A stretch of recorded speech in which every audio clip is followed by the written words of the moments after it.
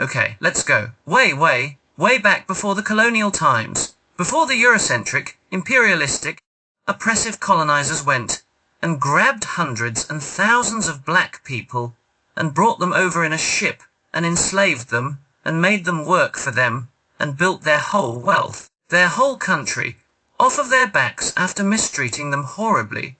They had no human rights. They were whipped and beaten. They were treated worse than the worst animal. They were treated very bad. All the while, they built the wealth over here for the Eurocentric, oppressive colonizers. So let's go way back before that.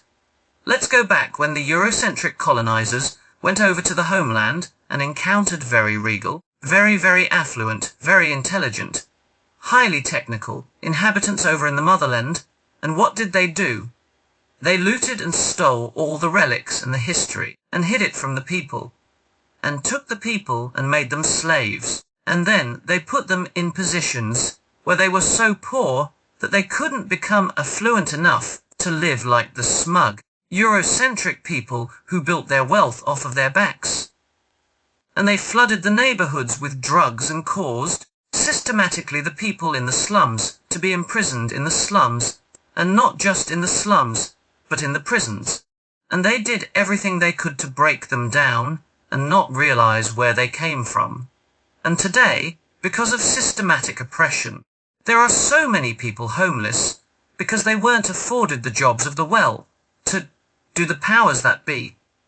They were freezing in the winter, they couldn't afford heat, and they lost their jobs and their dignities, and they became homeless because of the systematic oppression.